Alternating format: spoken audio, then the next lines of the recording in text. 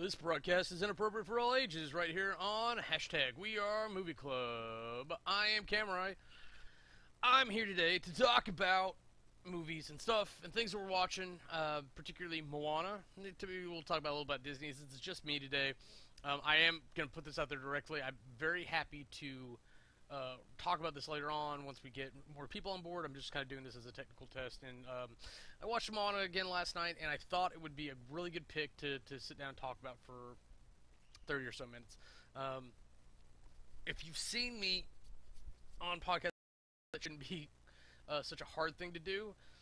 I can ramble on about things for quite a bit, particularly with the current events going on right now too, like with Disney being the megalomaniacs that they are, taking over such a large portion of the industry.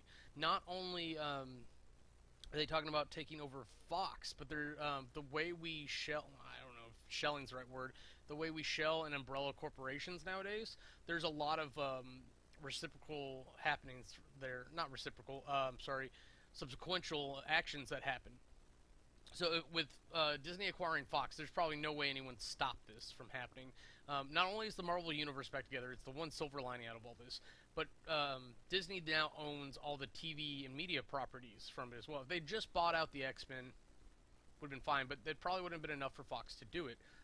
Buying out the entire, not the entire thing, because they're leaving sports news alone, but buying out all their entertainment media, really interesting move, because not only does that give them a license to The Simpsons, it gives them the license to things like Firefly, shows that have been canceled in the past. Greg the Bunny is now a Disney property. Greg the Bunny and the Muppets now exist in that same universe legally.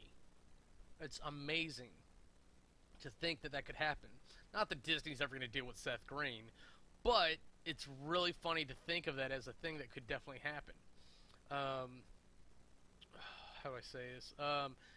There's just so many different repercussions that can happen. There's a platform, I think it's Hulu, Fox owned. So many weird things that could happen. We'll run it ourselves, and then something happened with one of the sons transition or whatnot, and they went, of course we're going to do this. This is how everyone makes money. And they started that push, that rise, and that's never stopped. One of the intellectual power moves that they've done over the years is they bring something out, they let it go on for about a year, and then they take it off the market for like the next 9 years, and then every 10 years, they still do that with the DVDs. That I don't even know why we're still making DVDs now, and they've started pulling their stuff off Netflix in preparation for Disney Go or whatever that platform is going to be called.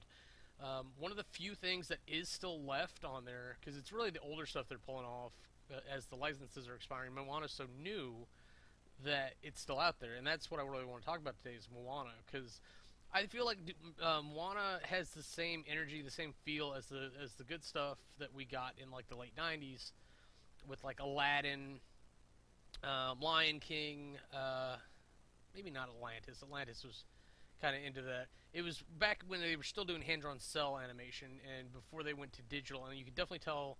I've talked about this extensively in the past. If you go and look at like Atlantis, it looks a world of difference from like Little Mermaid or Beauty and the Beast is actually a really good example. And there are enhanced editions of that one, so you got to make sure that you're looking at like the right one, because they very well could have taken all the cells and digitized them. And then so there could be existing classic Disney movies that are no longer truly traditionally hand-drawn cell. They were originally like that, and then they could have digitized the cells to make it digitally animate. And I would imagine that would give them a bit more controls over the frames per second, things like that. There's a lot of technical aspects that you don't think of when you go watch a movie. You're just like, hey, that's the character I like. Oh, there's the princess. There's the prince. He's going to slay the dragon. Oh, she escaped herself. That's very interesting. Things like that. And I'm of course, referring to Tangled right there, because there's probably like 3 movies you could have picked based off that information with Disney, because Disney has not has damseled quite a bit in the past. But that goes on with them using free intellectual properties. Disney is famous for getting mad rich off taking classic stories that exist in the free market and then putting their own spin on them. People don't realize, like, Beauty and the Beast can't actually be copyright in its entirety by Disney. What's copyright is the movie with that particular animation. That's why you see half a dozen Cinderella stories. That's why you see half a dozen Alice in Wonderland stories. I think I've seen a couple different Beauty and the Beast versions, but they typically go very twisted. There's so many things like that as a chick or whatnot. So they kind of introduce him on his own storyline, but they don't do that with Pua. Just realizing that it is not continuing recording when I am being disconnected for no good reason, by the way. I'm having one channel up to restream and going out. This is technical glitch guru. I'm going to do my best to... There we go. It won't apply unless I bounce it. I'll just do my best. That's okay. This is what this week is. It's technical tests, essentially. What am I saying? So, yeah, Pua. So, like, there's actually theories and stories that line up that he's actually a cursed brother of Moana. He's like her little brother. But obviously, he is a pig, and the grandma, I think, is the only character that actually, but other than Moana, that refers to Pua at all. And then she just calls him the pig, which is interesting. And I don't know if it's ever mentioned, like, from her parents that, like, she's the only child, or but she's the eldest, and she's obviously not cursed or whatnot. And that also leads up in evidence too that they show Moana going up, and then all of a sudden Pua's introduced. It's not like she had an older brother to look up to, and then he disappeared. So I mean, there is that angle of it. But I'm waiting for, like, the Pua short or whatnot. There is gotta be a short or something that's coming up, very much like they keep bringing back Frozen because everyone really likes Frozen. I'm expecting them to do something very similar with Moana. Now, if I remember correctly, Frozen is a Pixar product. Let's actually find out. Google Bunky. Google this. Bunky. What you got to say about it? Of course, this is horribly unreliable Verizon. And I will bash it all day long. I don't give a crap. If you give me a bad service, that's the review you get. But regardless, while it's loading, Disney and Pixar are so closely coupled. I swear, it's the same studio. They just share equipment and they rotate people in and out when they need it. The quality of animation that you get between things is fantastic, and it's so similar in some respects. They've got to be sharing assets as well. Just and they did it on purpose too. The likelihood between Tangled and Frozen, or the likeness, is definitely there. It's all very proportional. It's all very not symbolic, but representational of the human features in there, especially between, like, Rapunzel and Anna and Elsa. Things that did not go unnoticed by some theorists out there.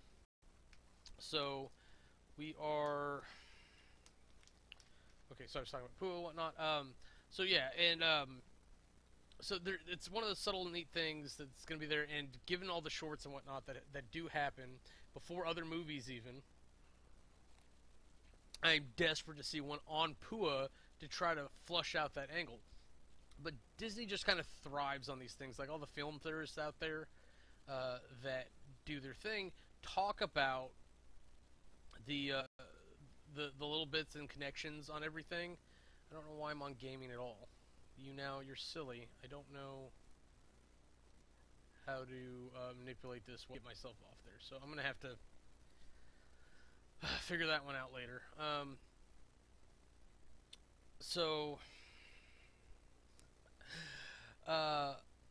I would like to see them expand on it, but they thrive because it's all advertising. It's all advertising for their movies. It means that people are talking about it. It means that it's relevant. It means that people are more likely to buy it as gifts or whatever on the holidays for other people that may or may not have it already. And those shorts get them excited for other properties because they only stick it on other Disney properties. So like a movie or before a Marvel movie, they might actually have one of these shorts. So I'm really looking at that. All that said, focusing more on the movie as we go on here. I may have to bounce anyways. Are we still dropping frames? Yeah, we are. Let me bounce it. I don't want to. Now I have it set. Oh, why? This is horrible.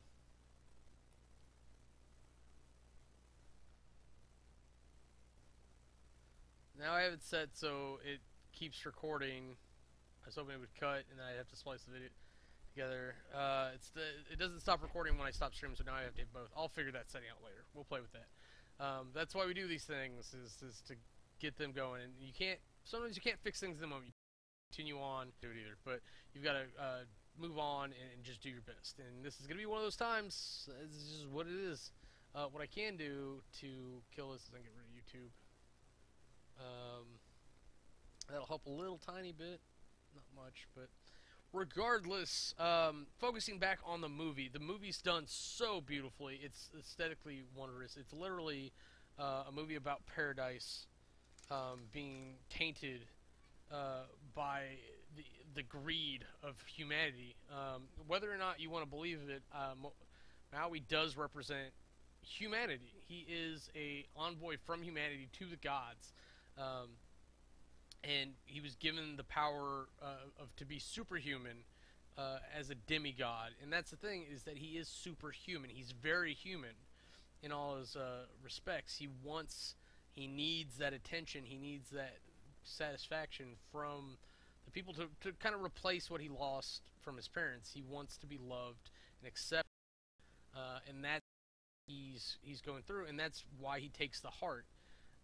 Which causes all these other problems, and it causes the taint to spread, or corruption, whatever you want to call it, the darkness, and so it's literally it's spreading as a result of that. So there's a beautiful underlying metaphor to all this, but technically they execute that so well.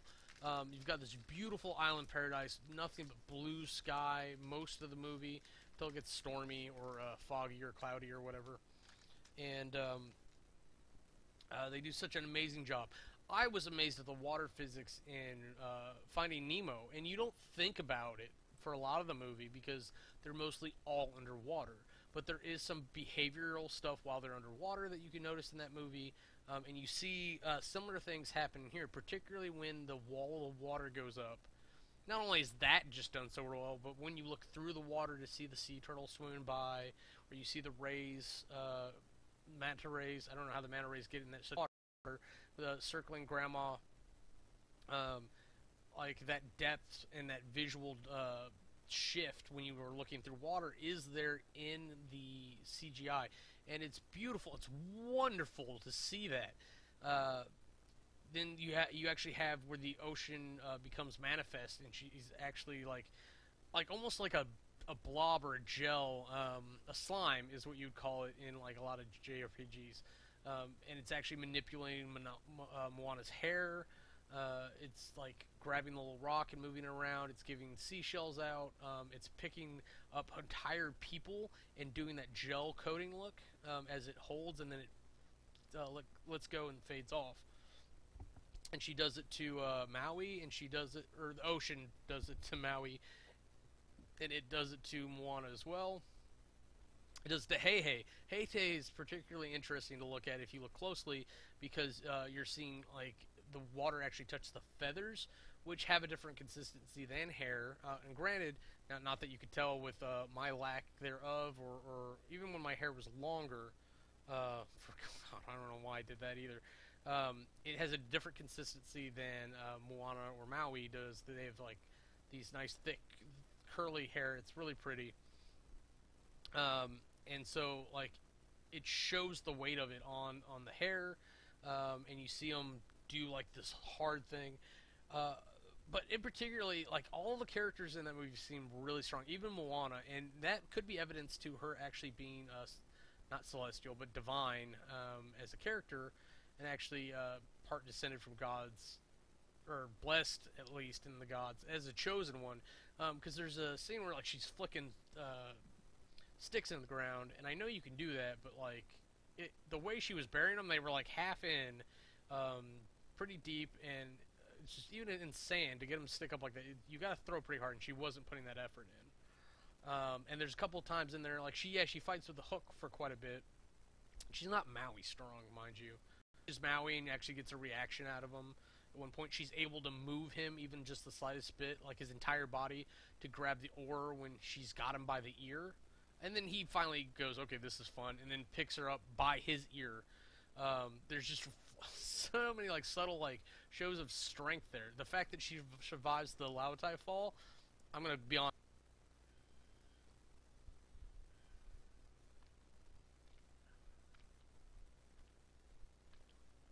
All right, looks like we got a much more stable connection now.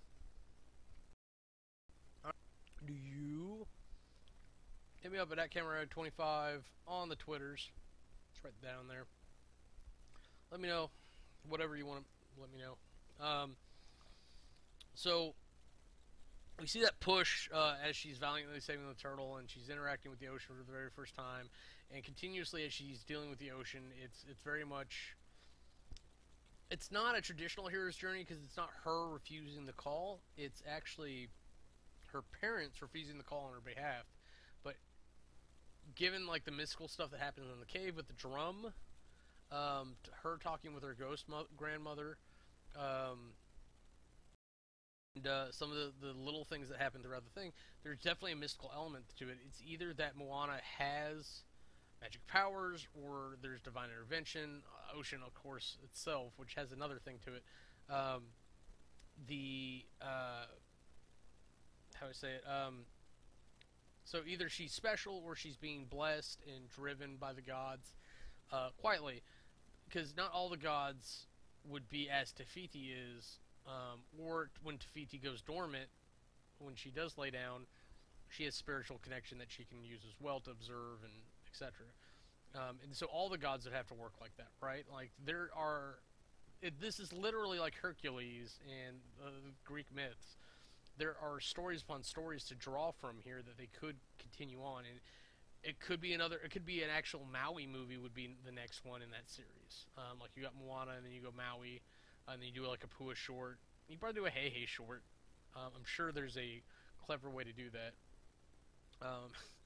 Hey Hey's girlfriend or something. That would actually be really funny to see something like a Hey Hey on a date. And we've seen some, not similar things to this, but we've seen Polynesian culture represented before through Lilo and Stitch, and I'm just saying there's basis and things to draw from. Both movies, to my imagination, did well enough. Lilo and Stitch did well enough to do 2 movies in a series, so yeah. Okay, back on Moana. I get distracted if I don't have people here to keep me on track. How do I say it? So we're on kind of the hero's journey there. Once she's accepted it, by accepted I mean like she ran off on her own to go do it. Everybody, she pushed things on her own because she is incompetent. I hate saying that, but like she's trying. She's got the guts. She's got the courage. She's got the gumption to do it, and do it with flair, and be confident, and get to Maui, actually find this mythical guy that she's heard about that's supposedly thousands of years old, and then be like, you're coming with me, buddy. And then, even after he abandons her, she recognizes that he's the hero to no one. And she makes him realize that, like, look, this is a situation we're actually in. We all need help here. And Maui, maybe this is part of being superhero. But he has such a confidence issue with everything that it's amazing that he functions at all, and that's what she's not realizing. That's her downside in this whole thing, is just that, like, he's not what he was because he can't get out of his own way. He's like, oh, I've got to be this. He will expect me to be this great thing, this great person, um, and they don't realize that it is, or I mean, everybody thinks he's a myth basically, or he's history, if you want to think about it that way. So, but like, he, uh, he kind of realizes what their perspective might be, and he wants to fix it, and he wants to do good. He's ultimately a good guy. He's ultimately a hero. He's just kind of a dick, and that's happened plenty of times in stories. It doesn't mean it just means that he can be redeemable. Um, and that is exactly what happens. He actually goes on like a reverse hero's journey. It's like he starts out on the journey, and then like he gets closer and closer, and then as we get closer to the climax, he refuses the call and he leaves, and then he comes back um, at, as the chosen one to declare the chosen oneness, or the specialness on his own accord, to save the day. And it's not exactly Maui Ex Machina. Like, yeah, he's really taking it to Taka, and they get all the way there, but it comes down to the timer, and he's just even without the the hook, the thing that he feels makes him Maui, who he is, who he represents as the Superman. He casts it aside because it's gone. He lets it go, and that's actually a really symbolic moment in the movie, that he lets it go. He lets go of his past, all his failures, all his self-doubt, and he recognizes that he can be a hero, even if it's one last time, even if it only buys her a couple of seconds to set the heart and save the world. He's ready to sacrifice himself just by distracting Taka enough to hit him with a fireball or whatever. And of course he's going to try to dodge, probably, so that she has to try to throw a second one if he makes it. But he's on like a little rock somewhere. He's got one jump away to dodge it, and then he's in the water, and then he even said he can't float. He's really strong, but I don't think he can swim faster than a fireball can fly at him. If you can throw a couple more, it's not that much.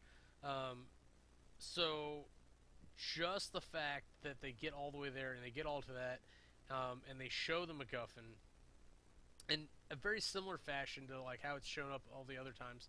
And let's recap real quick. We've got the coconut guys, Korkamunga or something like that. We've got the Lauentai monsters, the crab in particular, Nematoa. They've got Taka, and a lot of a lot in between this the action in the second and third acts is actually man versus self, if you will. There's a little bit Moana versus Maui, but they kind of get on the same page, and then it becomes, hey, we've got to do this thing so that we can do the other thing and save the world. Hey, I've got to get my confidence back and whatnot. Both of them, actually, they both really have a confidence thing. And there's like a very subtle thing, like that you should believe in yourself, that you're capable of handling so much despite what's happening in your world. But not to be overconfident to think that you can just handle whatever is thrown at you. You have to be prepared. So that's the preparation aspect of it, is that they go to get the hook, and that's preparing. They get the materials that they need to beat the quest that they're on, to be exactly what they need to be to get the job done, and then they go and handle it. They execute, and like I said, they do up to a point, and it all comes down to showing the MacGuffin.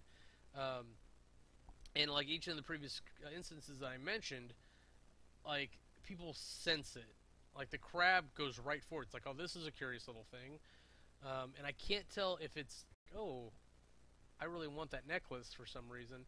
And then he figures out it's the heart of Te Fiti, or if the heart is calling to life. And the more supernatural that you are, like, the more it draws to you. Or maybe it's like the more evil or greedy that you are, being the counter to the heart. Because, like I was talking about with this metaphor, um, where the act of greed is what ends up tainting the world, Maui is that representation. Um, and so he's part of this other world where it's all these monsters and things are away from Montanui. So they all kind of are part of that same aspect, that same thing. So they're all attracted to the heart. Thinking about it as like opposites attract. The heart is a representation of good and sharing and freedom that is what the world was built on, whereas like that is through that foundation. So if you think about it like that, like these other things are all drawn to it. So I guess that necklace actually like shields it to some effect. It's got to. So when they pulled out the Corkamunga or whatever, they were awfully close to begin with. End up sailing over and going, "Oh, get the thing," because how did they even know there was a thing to get? How did they do whatever? Oh, they're drawn to it, and then once it's out, I guess it shines quite a bit because we saw when she shined it at Taka how much light that actually gave off, and that Taka was able to see it so far away because the barrier islands were actually quite a ways from where Te Fiti was supposed to be. So given that shine and that light, I guess I don't know. Like it's not like Nematoa ever saw the heart of Te Fiti before that. Like maybe he saw a drawing of it. Maybe they had talked about it, or he talked about it with a drinking buddy. I don't know. Do crabs have drinking buddies? You're underwater all the time. I guess you're always kind of taking in water. I don't know. But he got to get the treasure from somewhere. So it could be that he got the treasure from his adventures, or he got it from people bringing it to him, or trying to get his treasure and then he stole their treasure. Or maybe that's how he tricked people into having audiences with him, is like they had to offer treasure, and then it just became a thing. I don't know enough about Nematoa. I'm sure there's stuff out there. So, oh god. So okay, we're almost through with the plot of it here. But that is a great scene, and then we have not Nematoa, Moana as like the representative of humanity. We've got Maui as the Uberman, or the Superman, if you will, because we're not in the fatherland. Stupid joke. And we get to that part where we shine at Taka, and they have that very sweet moment where Taka doesn't burn Moana's face off, even if the rock's cooled. Lava rock's pretty hot. And they touch foreheads like shy lesbians. I didn't understand the symbolism of it. I'm sure there's things, it's not dirty. I don't think of it that way. I'm not fantasizing about that one at all. I was really upset that Taka didn't have legs, though. She's just dragging herself around. I don't know what happened there, or if Te Fiti, essentially, her legs are the earth. Because she's just kind of like sitting up, and then she lays down with her butt kind of in the air. I did think that picture was very funny. I would love to have pulled that up and shown that to you and pointed out some things. But the mountain ridge, it's like, okay, you can see like Taka's feet, not Taka, Te Fiti's feet, Te Fiti's butt, her shoulders, and her head. So on that island, you could actually represent those different places as a tourist spot if you were so inclined. So the end of it there is we've got humanity actually taking the action of opening themselves up to things that are scary, to monsters, to I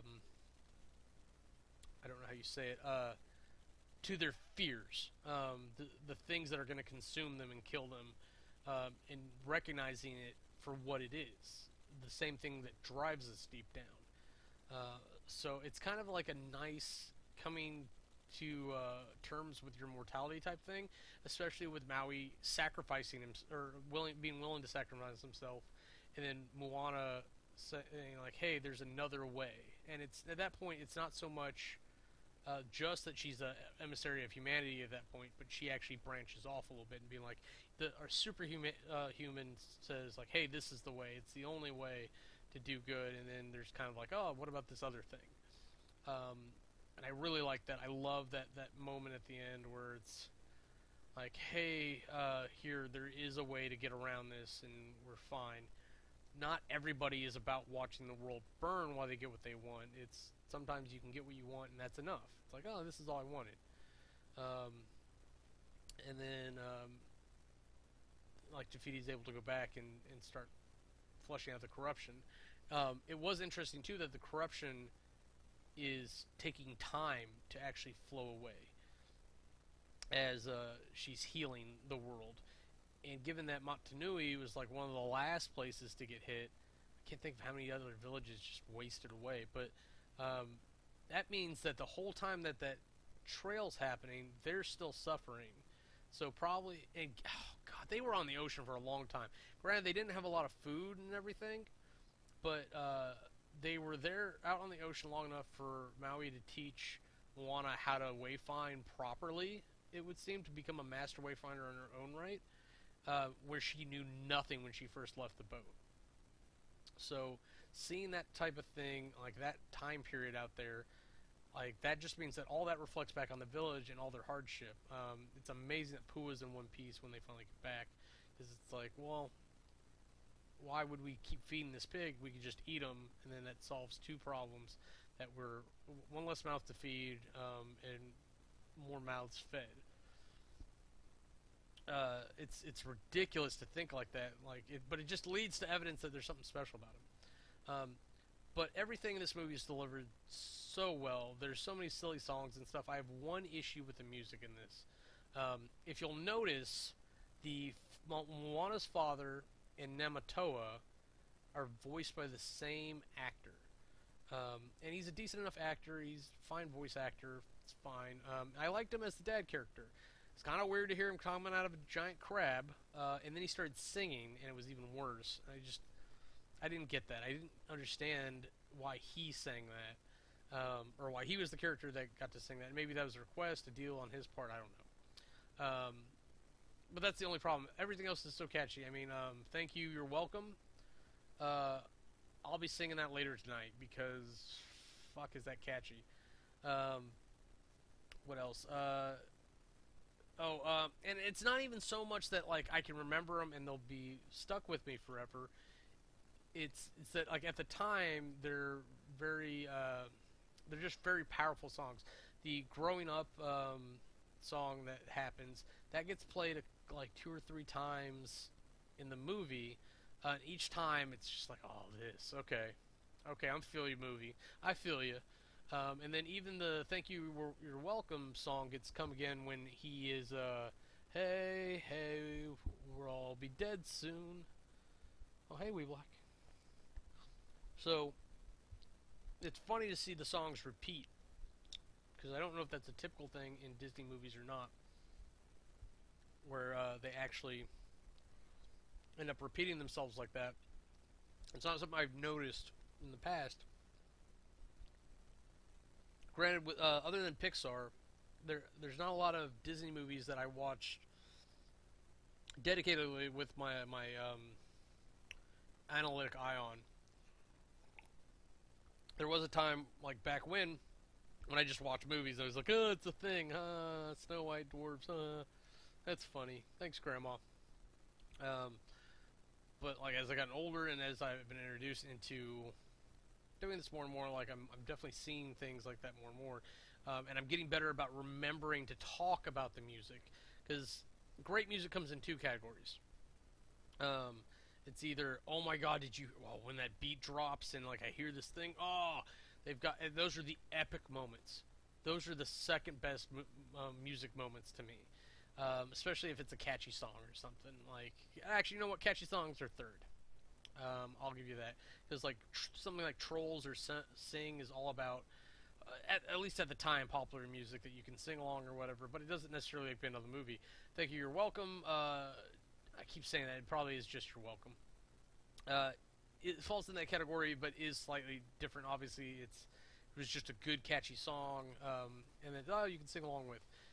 But it's typically not lyrical in those moments. It's a tone change or something, and like that is what the and it's like, oh yes, I remember that.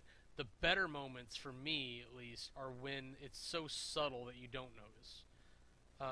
It it didn't recognize. You don't recognize it thinking about it now in the but in the moment, it definitely drove you. And like even in the moment, you can point it out and be like, oh, this music, this is great. But later on, when you think about it, you're like, no, it was just a good scene, and it's built in because it's so subtle that your brain just goes, yeah, that was part of it. That is part of it. So when you watch it again later, and maybe you don't have the music involved or something, or maybe somebody muted it or watching this missing, it's less powerful. Sound really does make movies, and it doesn't have to be music. It can be background noise or just like coconuts or something similar, or silly in the background. People murmuring that can really drive scenes and make home. Oh man, almost did about 40 minutes here, just rambling on about this Bible. So I can definitely still handle this for the most part. I want to circle back to the Lavatai Fall again. I know you're probably tired of me talking about it. Sure, whatever. But it was such an interesting theory that like someone like that she's actually divine or immortal or blessed or whatever you want to call it, because not only is that insane that she would even jump into the mouth of Lavatai, but oh my god, like, so she actually falls all that way, and she makes it down through into the realm of monsters. She does that great fall, and yeah, maybe Maui breaks her fall, right? That would make sense if he caught her, or she landed on him, and then she was sitting on him, and they're like, oh, that was not so bad, and then he's just like, oh, my ribs. But she bounces off him, and then she, like, goes off and hits a rock. I'm sure if we went and slowed that down frame by frame, oh my god, it would be amazing. But, so, she hits a rock, and then she hits another rock, and she hits another rock, just trying to get away from the tongue. And then she goes, and like, she goes around the corner and hides, and she's looking around. She gets something else's attention, and then it gets blown away. And you're just kind of left wondering, like, what was that? What was that? Because that's what's supposed to be going on in her mind, is that, like, this thing, and what was it going to do if it did get her?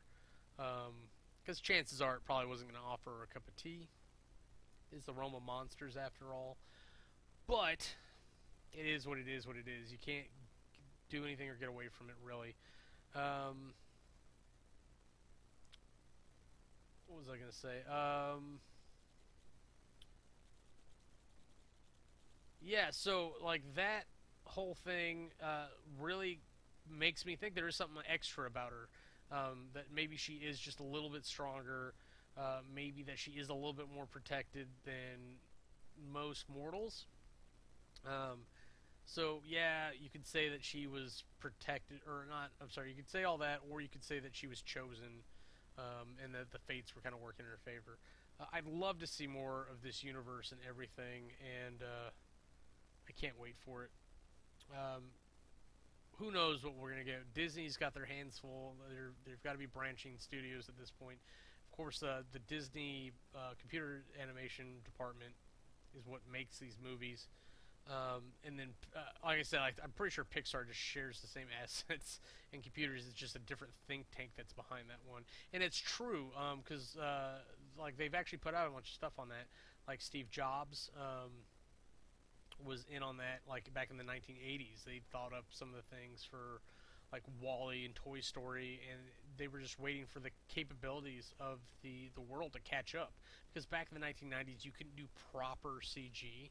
I think that was like our first ventures into gaming systems with Nintendo. Like, that was our cutting edge graphics back then, was like the original Final Fantasy.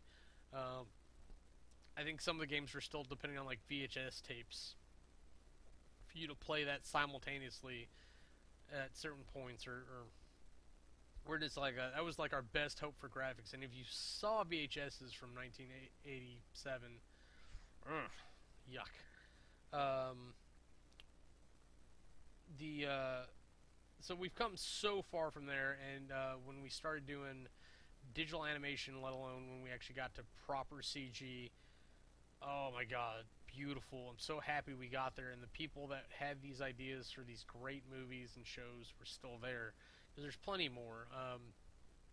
Let's see, if I had to pick another movie or something right now, given the pressure on, etc., etc., um, honestly, I would probably want to pick Frozen. I don't know if we've done that before. I'd have to verify that. Normally, we do checks and stuff beforehand.